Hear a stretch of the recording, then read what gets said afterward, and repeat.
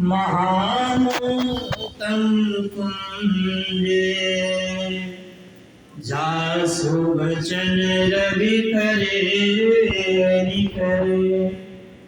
अव्यक्त रूप में सर्वत्र विराजमान पूज्यपाद सदसद्गुरु महर्षि नहीं प्रभु जी महाराज के उभय पाद पद्मों में कोटि सर नमन। व्यक्त रूप में मंचस्थ सर्व त्यागी पूज्यपाद आचार्य गोपाल बाबा के उभय पाद पद्मों में कोटि सर नमन। आदरणीय केदार साहब बाबू, आदरणीय सत्संग प्रेमी महानुभावों, माताओं तथा भक्तिमती बहनों, आज हम लोग सायंकालीन सत्संग में रामचरितमानस के उत्तरकांड से पाठ का श्रवण किए और विषय है मनुष्य की महत्ता उपादेयता। और उसके बाद हमने गुरु महाराज की वाणी का भी पाठ किया। उसका विषय है बिंदु ध्यान और नाद ध्यान। हम लोगों को जो ये शरीर मिला है, इसका एक मकसद है, इसका एक प्रयोजन है, जिस प्रयोजन से ये शरीर हमें दिया गया है। जब हम माता के गर्भ में थे तो मैंने भक्ति कबूली थी। परमात्मा ने माता के गर्भ से हमें इस शर्त पर निकाला था कि संसार में आकर उसकी हम भक्ति करेंगे। परंतु संसार में पंच विषयों में मन बह गया। हम रूप रस गंध स्पर्श और शब्द के इस मायावी संसार में फंस गए और परमात्मा की भक्ति करना भूल गए। संतों ने इसे बार बार चेताया। गुरु महाराज कहते थे, देह भरे करे यही फल भाई, भजिए राम सब काम बिहाई। हे भाई, यह शरीर जो हमें परमात्मा ने दिया है वह इसलिए दिया है कि सारे कामों को छोड़कर भगवान राम का ही भजन करें। परंतु हमें संसार में साधुओं और संतों के अलावा कोई भी ऐसा नहीं है जो यह बताता है कि हम सारे कामों को छोड़कर राम का भजन करें। ऐसा तो केवल गुरु महाराज ने हम लोग को बताया। और बताएगा कैसे? कोई निर्वाण प्राप्त योगी रहेगा तभी तो बताएगा। जिन्होंने निर्वाण प्राप्त नहीं किया वो क्या जानेगा कि ये जन्म हम लोगों को क्यों दिया गया। साधन धाम मोक्ष कर द्वारा, यह साधनों का धाम है। लोग का शरीर साधनों का धाम है और मोक्ष का रास्ता है। यहीं से हम निर्वाण के रास्ते पर जा सकते हैं। कारण क्या है? हम लोगों के शरीर में 9 द्वारों के अतिरिक्त एक 10वां द्वार है, जिस रास्ते से हम परमात्मा से मिलने के लिए चेतन आत्मा बनकर जा सकते हैं। परंतु यही 10वां द्वार अन्य शरीरों में नहीं है। तो परमात्मा ने बहुत कृपा करके लोगों को यह शरीर प्रदान किया है और बिना कारण ही कृपा किया हम लोगों पर। हम लोगों को यह मनुष्य शरीर प्रदान किया जो देवताओं को भी दुर्लभ है। और इस शरीर में आकर यदि हम 10वें द्वार में प्रवेश करने का प्रयास नहीं करते हैं तो जिस उद्देश्य से परमात्मा ने यह शरीर हम लोगों को दिया था वह उद्देश्य हम पूरा नहीं कर पाएंगे। परमात्मा अपनी भक्ति कराने के लिए और जीव को मोक्ष की प्राप्ति कराने के लिए इस शरीर को कृपा करके हम लोग को दिए हैं। इसलिए सत्संग में बार बार चेताया जाता है, जताया जाता है कि अभी जब तक काम का शरीर, जैसे अभी आप 47 वर्ष के हो, फिर जितना आपका जीवन शेष बचा है उसको यदि आप माया में लगाएंगे तो परमात्मा की भक्ति के लिए शरीर मिला था वो तो हम पूरा नहीं कर सकते। तो फिर बाद में केवल पछताना शेष रहेगा। इसलिए हम लोग को सचेत होकर के यह शरीर मिला है मोक्ष की प्राप्ति करने के लिए। देवी साहब ने लिखा कि कब में जाने के पहले मोक्ष प्राप्त करूं। इसलिए हम लोग मोक्ष प्राप्त करने के लिए सत्संग का श्रवण करते हैं, दृढ़ ध्यानाभ्यास करते हैं और साधु की सेवा करते हैं। सत्संग के श्रवण करने से क्या होता है? 2002 ईस्वी से लेकर 2010 ईस्वी तक बांका की कुटिया में एक हमारे गुरु जी थे, मैं उनके सत्संग को श्रवण करता था। उसके पहले मेरा मन संसारी था, संसारी विषयों में रमण करता था, परंतु 8 वर्ष तक उनके पांव के नीचे बैठकर उनको पंखा झेलकर जब मैंने उनकी वाणी का श्रवण किया, वो ध्यान के आधार पर कथन किया करते थे, उनकी वाणी का श्रवण किया तो सत्संग की मूलभूत शिक्षाएं हमारे मन में बैठ गई। तो बात आपके मन में अगर ठीक से बैठेगी तो आप उस पर अमल भी करेंगे। तो साधु संतों के चरण शरण में बैठकर सत्संग का श्रवण करना परमात्मा के दृष्टिकोण से एक बहुत बड़ा काम होता है। अगर किसी के मन में ये बात बैठ जाती है तो उसका वो अमल भी करते हैं। तो सत्संग का श्रवण है, कठोर ध्यानाभ्यास है, वो साधु की सेवा से होता है। एक वाराणसी में माता जी हैं, वो पढ़ाती हैं विश्वविद्यालय में। उन्होंने कहा कि मुझसे ध्यान नहीं होता है, उम्र दराज है। हमने कहा माता जी ध्यान किसी से भी पहले नहीं होता, मुझसे भी पहले नहीं होता था। आप साधु संगत में जब जाएंगे वहाँ जो भी आपसे सेवा हो सके, अगर नहीं कुछ है तो आप केवल बैठ ही जाइएगा, चाहे लेट ही जाइएगा, उसमें भी आपको ध्यान में मन लगेगा। हमारे एक साधु रहते थे नाथनगर में, उन्होंने 10-12 वर्ष तक वहाँ पर आश्रम की बहुत सेवा की। इतना सेवा किया कि मतलब कि बहुत दिन रात सेवा करते रहते थे। खाद्यान्न सामग्री को ले जाना, ऊपर से नीचे करना, रसोई बनाना, झाड़ू लगाना, पोछा करना, सब करते थे।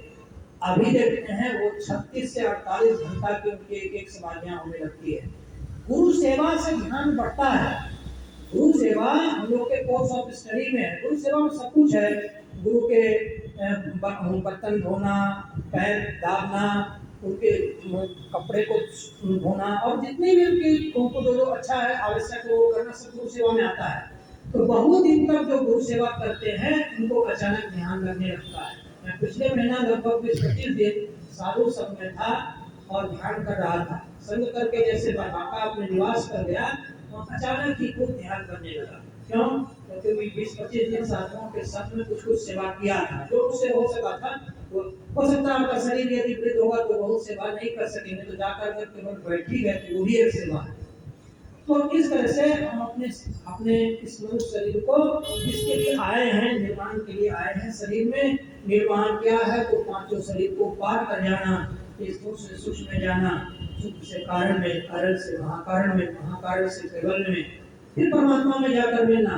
ये पांचों क्रिया जब पांचों शरीरों को पार कर जाएंगे प्रभु परमात्मा का मिलन होगा।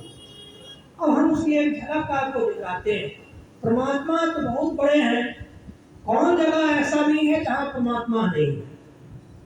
हर जगह परमात्मा निवास करते हैं। तो जो परमात्मा से मिलने जाएंगे, शुरू में वो साधु भी कुछ जगह जो है उनकी स्थिति हो जाती है। जैसे कि मान लीजिए परमात्मा सर्वज्ञ होते हैं, परमात्मा सर्वत्र होते हैं, तो परमात्मा से जो मिलने के लिए साधु जाएगा, क्या वो अगर सर्वत्र सर्वज्ञ नहीं होगा थोड़ा वो परमात्मा से मिल सकेगा?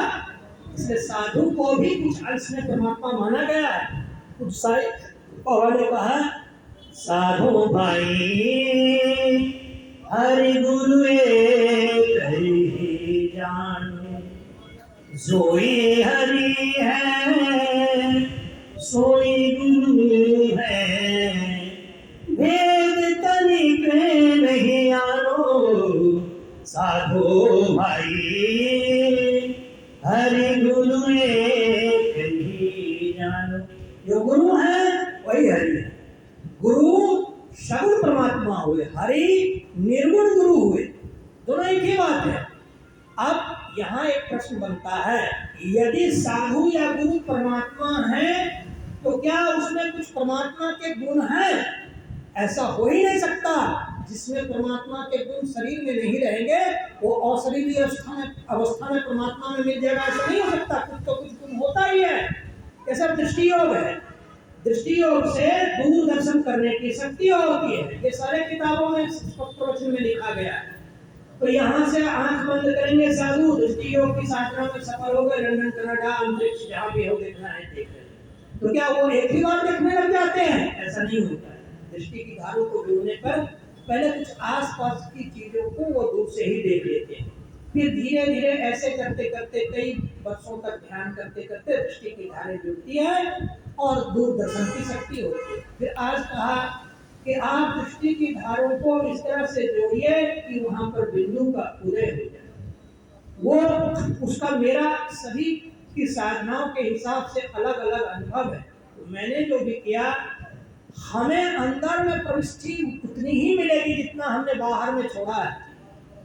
वेदों में नेति नेति कहकर बताया गया परमात्मा के स्वरूप को। परमात्मा क्या है ऐसा नहीं कहा, परमात्मा क्या नहीं है ऐसा कहा।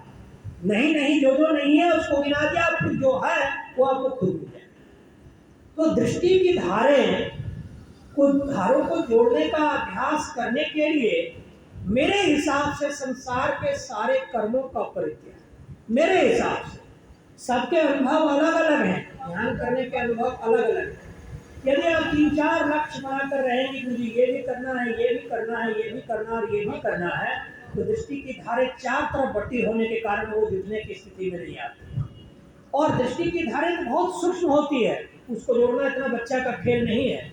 बहुत दिन तक अभ्यास करते करते, तप करते करते, त्याग करते करते, जैसे पूज्याचार्य गोपाल बाबा है, उनको मैंने कई बार निवेदन किया कि बाबा आप हम लोग के गुरु हैं, और हमारे ही नहीं, हमारे से बहुत सारे वरिष्ठों के भी गुरु हैं। हमें अच्छा नहीं लगता कि आप सब कुछ छोड़कर कहीं बाहर निवास करते, इन्होंने कभी स्वीकार नहीं किया। इनकी अपनी एक पकड़ है, इनकी एक पहुंच है, इनको साधना में वैसा कुछ प्राप्त हो गया है जिसके समक्ष संसार की सारी वस्तुएं, सारा घर इत्यादि इनको बेकार लगता है। ऐसी इनकी स्थिति है ज्ञान की। परमात्मा करे हमें भी इनके जैसा परमात्मा शक्ति दे कि मुझे भी इतना योग बल हो कि मैं भी सब कुछ त्याग करने में सक्षम हो सकूं। ऐसे महापुरुष धरती पर नहीं के बराबर होते हैं, और इस बात को हम लोग तब समझ सकते हैं कि महापुरुष रहते हैं तो उनके जीवन काल में तो उतना लोग उनको नहीं समझ पाते, जब वो संसार से चले जाते हैं तब उनका महत्व समझ में आता है। हम तो इनको जानते हैं, कोई लोग दुनिया में कोई कुछ कहता है, मैं इन महापुरुष को आज से लगभग 15-20 साल से इनको जानता हूँ, मैं इनकी दुनिया पर भी आता था। ऐसे उदाहरण संत सत्संग में बहुत कम मिलते हैं, जिन्होंने सर्व त्यागी होकर सर्व सुखी। वास्तव में तो सच्चाई तो यही है कि जो कुछ संसार में है उसमें सुख नहीं है, तो हम जो पकड़े हैं वही मूर्ख है, जिन्होंने छोड़ा वही। तो आज हुआ कि बिंदु ध्यान हमें करना चाहिए। फिर बिंदु दृष्टि की धारें जहाँ जुड़ जाती है वहाँ ज्योतिर्मय बिंदु का उदय होता है और रूप जगत का अंत होता है। यह जो हम लोग नाम रूपात्मक जगत देख रहे हैं, आँख नाक कान जिह्वा त्वचा से जो संसार हम लोग को प्रत्यक्ष हो रहा है, इसका अंत करना पड़ता है, क्योंकि ये भवसागर है। इसी भवसागर में हम लोग फंस गए, इससे हमें निकलना है। इससे निकालने के लिए रास्ता है दृष्टि योग से एक बिंदुता की प्राप्ति होगी। उसके लिए पूरा स्थूल संसार से चेतना छूटकर सूक्ष्म संसार में प्रविष्ट हो जाएगी। सूक्ष्म संसार में स्थूल शरीर का परित्याग नहीं करके सूक्ष्म शरीर में नहीं जा सकता, वो स्थूल संसार का भी परित्याग करके सूक्ष्म संसार में नहीं जा सकता। इसलिए जो कुछ जिसकी दृष्टि की धारें जुड़ेगी उसका शरीर मृतक के जैसा हो जाएगा, वो शरीर छोड़ के सूक्ष्म लोक में चला गया।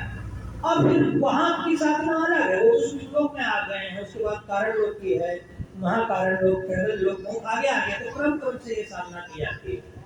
तो हम लोग की जो साधना है और हम लोग के जो गुरु हैं, ये बहुत स्पष्ट है। इसमें निर्वाण के सारे रास्ते खोलकर गुरु महाराज ने रख दिए हैं, और उनके रास्ते पर जो लोग चल रहे हैं वो लोग सब लोग अगर उनका अनुसरण ठीक से करेंगे तो उन्हें निर्वाण की प्राप्ति होगी। हम लोग का एक सबसे बड़ा सौभाग्य है कि हम लोग को एक निर्वाण प्राप्ति योगी मिल गए, और जिसके रास्ते पर हम लोग चल रहे हैं। जब रास्ते पर चल रहे हैं तो आज न कल न परसों हमें वो लक्ष्य मुझे प्राप्त होगा जो लक्ष्य को मेरे गुरु ने प्राप्त किया था। हमें जब संत मत के बच्चे थे, मैट्रिक में पढ़ते थे, तो मैं बहुत सारे संत महात्माओं की किताबें पढ़ा करता था, जैसे विवेकानंद जी की किताबें, रामकृष्ण परमहंस जी की किताबें और भी विद्वानों की किताबें। तो गुरु महाराज की किताबें मैं पढ़ता था उसमें। तो पढ़ता था तो उतना तो अनुभवात्मक ज्ञान था नहीं, लेकिन फिर बाद में जब साधु संतों के चरण में हम गए, संतमत में जो साधु चरण का परित्याग करेगा, साधु कहने का मतलब आप एक विश्वविद्यालय या एक महाविद्यालय में पढ़ने का इस यहाँ यही मतलब होता है, किसी साधु के चरण में बैठकर कुछ पढ़ना। उपनिषद पढ़ने का मतलब होता है किसी साधु के समीप में बैठकर कुछ ध्यान ज्ञान जो अध्ययन किया जाता है उसको उपनिषद पढ़ना कहा जाता है। मतलब समीप समीप में बैठकर किया गया था। जैसे कि आप आचार्य गोपाल बाबा के पास बैठ के कुछ ध्यान धर्म की बातें सुन समझ रहे हैं, तो आचार्य गोपालोपनिषद आप पढ़ अभी इसी को कहा जाता है उपनिषद। जैसे राम भगवान के सामने वो किसी से जब ये धर्म कथा इत्यादि श्रवण करते थे तो वो रामोपनिषद पढ़ना हुआ उसको, तो ये उपनिषद पढ़ने का मतलब होता है। तो हम लोग बिंदु ध्यान तो अपने यहाँ तीसरे क्रम की बात है। उसके पहले है कि मानस जप। तो मानस जप के पहले भी मेरा समझा हुआ है जो वाचिक जप ठोस कर लेगा। जैसे वाचिक जप का हमने बहुत दिन तक अभ्यास किया था, हम 17-18 साल तक इस पर काम किए थे, 6 घंटा करते थे। तो वाचिक जप ही मूल बना के रखे थे कि वाचिक जप को मुझे जपना है, 7-8 घंटा जप हुआ जितना, मतलब कभी घड़ी देखे नहीं, कभी कम भी कभी ज़्यादा भी तो करते थे। तो वो वाचिक जब बहुत देर आप जपते जपते थक जाएंगे तो फिर उपांशु अपने आप होने लगता है बिना प्रयास के। फिर उपांशु के बाद मानस भी अपने आप होने लगता है। फिर गुरु महाराज प्रकट भी अपने आप हो जाते हैं और फिर हटते भी है। गुरु महाराज आगे बढ़ना ध्यान में तो फिर हटेंगे नहीं, तो आपको रिवॉल्वर से गोली नहीं मारेगा फिर गुरु महाराज नहीं है। तो आप मानस ध्यान में गुरु महाराज की मूर्ति को उबालिए। उसके बाद क्या होगा, फिर उस मूर्ति के पैर को प्रणाम कीजिए। उस पैर की महत्ता पर कहा गया, श्री गुरु पद नख मणिगण ज्योति सुमिरत दिव्य दृष्टि होती।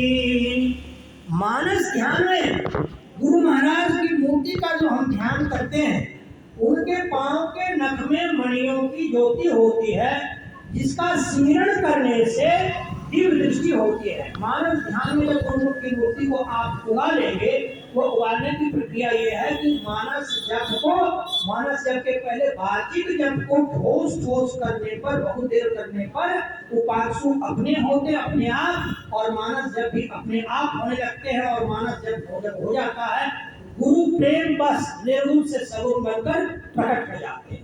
फिर उनके पांव के नख का दोनों दृष्टि की धारों से उसको देखने से दृष्टि की धारें इस योग्य हो जाती है कि वो दृष्टि योग करने में सक्षम हो जाती है। बिना मानस ध्यान में सफलता के कोई यदि ये कहे कि उसको दृष्टि योग हो जाएगा तो वो जमीन पर है और आसमान की बात कर रहा है। ये गुरु महाराज ने लिखा है संत वाली सदी में। इसलिए आपको दृष्टि योग हो रहा है या होगा, उसके पहले आपको स्पष्ट हो जाना चाहिए कि आपका मानस ध्यान ठीक हुआ है कि नहीं हुआ है। एक महापुरुष बोल रहे थे, मानस ध्यान में गुरु महाराज बातें भी करते हैं। हो सकता है किसी को ऐसा दर्शन हुआ हो। ये कह रहे थे महापुरुष की मानस ध्यान में जो गुरु महाराज की मूर्ति उठती है, उससे जो मांगेंगे वो मिल जाएगा। ऐसा होता होगा, सबकी अनुभूतियां अलग अलग है, परंतु हमें जो करने कहा गया है मानस ध्यान, तो एक मानस रूप एक मानस ध्यान में चूंकि गुरु महाराज की मूर्ति बड़ी होती है तो रूप का फैलाव रहता है, और दृष्टि योग में वो रूप जगत का अंत हो जाता है। रूप जगत ये नाम रूपात्मक जगत है, दृष्टि योग में बिंदु में प्रविष्ट होने पर इसका अंत हो जाता है। तदोपरांत अब अरूप जगत है, तो अरूप जगत का अंत करने के लिए सूरत शब्द योग है।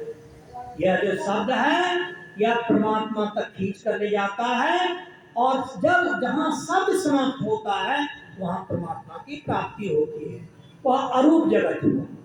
अब कहेंगे हम लोग को तो केवल रूप ही जगत दिख रहा है, अरूप जगत तो हमने देखा नहीं। अरे जो देखने का विषय है वही नहीं देखेंगे, जो देखने का विषय ही नहीं है उसको देखेंगे कैसे। इसलिए ये जो संसार आप देख रहे हैं, इससे भी बड़ा एक संसार है, अरूप है, परंतु उसकी सत्ता है, संसार है, और जहाँ संसार है वही बंधन है। 6-7 प्रकार के स्वर्ग बताए गए। आप किसी भी स्वर्ग में चले जाओ, चाहे ये अपने जो अपने पिताओं के जो होते हैं क्या नाम है वो उसका, पितृलोक में चले जाइए, चाहे कर्मदेवों का स्वर्ग में चले जाइए, जन्मदेवों के स्वर्ग में चले जाइए, या प्रजापतियों के स्वर्ग में चले जाइए, अथवा ब्रह्मलोक में चले जाइए, ये सब के सब नश्वर होते हैं। उनका समय कुछ आगे पीछे ज्यादा कम होता है, परंतु कहीं भी जाएंगे, जगत के किसी भी अंश में जाएंगे, रूप जगत में या अरूप जगत में कहीं भी रहेंगे, जिस जगत के अंतर्गत जो भी जीव रहेगा वह आवागमन के चक्र में। परंतु जो पांचों शरीरों को पार कर गया, उसके बाद वो परमात्मा से मिल गया, उसको आवागमन का चक्र नहीं लगेगा। गुरु महाराज की वाणी में आया है, आवागमन सम दुख दूजा, है नहीं जग में कोई, इसके निवारण के लिए प्रभु भक्ति करनी चाहिए। माता के गर्भ में आना और फिर मरकर फिर माता के गर्भ में चले जाना, आवागमन, संसार में आना फिर यहाँ से जाना, इसके जैसा दुख और कोई नहीं है। अब बोलिए, तो अगर दुख ये है तो हम लोग का है जान तो नहीं सकते। जब संसार में आते तो बहुत बच्चे रहते, कभी याद नहीं रहता, और संसार से जाते समय जो दुख होता तो दुख को हम भव कर लेते हैं, चले ही जाते हैं, तो बताएंगे कैसे। इन दुखों को अंदर अंदर भोगना पड़ता है। इसलिए एक साधु था, वो ध्यान कर रहा था, अपने चेतना के कुछ अंश को लेकर वह सुख लोक में चंद्रलोक पर चला गया। चंद्रलोक पर गया तो कभी यहाँ जाए कभी वहाँ जाए, फिर बोला कि भाई धरती लोक से तो कुछ चेतना का अंश लेकर यहाँ आया हूँ, अब यहाँ क्या करूँगा। तो फिर उसने गुरु से प्रश्न किया, मैं कितनी दिक्कत से चेतना के कुछ अंश को लेकर चंद्रलोक पर आया, अब यहाँ मुझे दिक्कत हो रही है। गुरु ने कहा कि देखो, हम चंद्रलोक पर तो चले गए, सुखलोक के कुछ अंश में तो चले गए, परंतु वहां भी तुम्हारा सुख शरीर है। जब तक शरीर रहेगा तब तक तुमको दुख होगा। अब उस शरीर का अंत करो, कारण शरीर में जाओ, वहां कारण में जाओ। तो ये जो विषय है बहुत लंबा है, और इस पर अमल करने के लिए, परमात्मा की प्राप्ति करने के लिए एक पूरा जन्म भी लगा दिया जाए तो बहुत कम है। भगवान बुद्ध ने 1500 जन्म लगाए, जिसमें 550 जन्म उनके मनुष्य के हुए, और इतना मेहनत करते करते तब उन्हें निर्वाण हुआ। तो हम लोग कुछ ही दिनों में थक जाते हैं, थकना नहीं है। हमें लक्ष्य लेना है कि हमें परमात्मा की प्राप्ति करनी है, साधु की सेवा करना है, सत्संग करना है, ध्यानाभ्यास करना है। ऐसा करते करते करते करते एक न एक दिन हम इस शरीर की पीड़े से, इस शरीर के कारागार से निकल जाएंगे। हमें जन्मने का, मरने का, रोग का, बुढ़ापे का, ये दुख सदा सदा के लिए हम लोग का खत्म हो जाएगा। हम और प्रभु मिलकर एक हो जाएंगे, सारा काम तमाम हो गया, अब कुछ करने को शेष नहीं रहा। अभी हम लोग सब शरीर के बंधन में हैं। बंधन में आप सुख नाम की कोई चीज ही नहीं देखे होंगे। कोई अरबों रुपयों का भोग कर ले रहा है, उसको लगता है कि मैं सुखी हो गया हूँ, तो सुखी नहीं है। तो शरीर को छोड़कर थोड़ा भी कोई निकल जाए, उसका जो सुख होता है उसके सामने अरबों खरबों रुपया का भोग का सुख कुछ नहीं होता है। इसलिए संत चरण की महत्ता को स्वीकार करें, साधु के चरण में रहें, उनकी सेवा करें, तन से, मन से, धन से, तीनों से करें और ध्यानाभ्यास करें, तो एक न एक दिन परमात्मा हम सबको अपने परम धाम में ले जाएंगे और शरीर के बंधनों से मुक्त करेंगे। आवागमन का चक्र छूट जाएगा, हम परमात्मा में मिलकर आनंद स्वरूप के हो जाएंगे, फिर दुख नाम की कोई चीज रहेगी नहीं। इन्हीं बातों के साथ अब हम चाहेंगे कि पूज्य बाबा जो बहुत अनुभवी हैं, सर्वत्यागी हैं, वो हम लोगों को अपने अनुभवात्मक ध्यानात्मक अनुभूतियों से अवगत कराएं और हम लोग पर कृपा दृष्टि रखें कि बाबा के जैसा ही हम लोग का जीवन भी त्याग में हो, संसार का सब कुछ बाबा के जैसा हम लोग भी छोड़ दें और जहाँ छोड़कर जिए वहाँ लेकर बोलिए प्रेम से श्री सद्गुरु महाराज की, श्री सद्गुरु महाराज की, श्री सद्गुरु महाराज की। अब पूज्य आचार्य गोपाल बाबा, बोलिए श्री सद्गुरु महाराज की जय।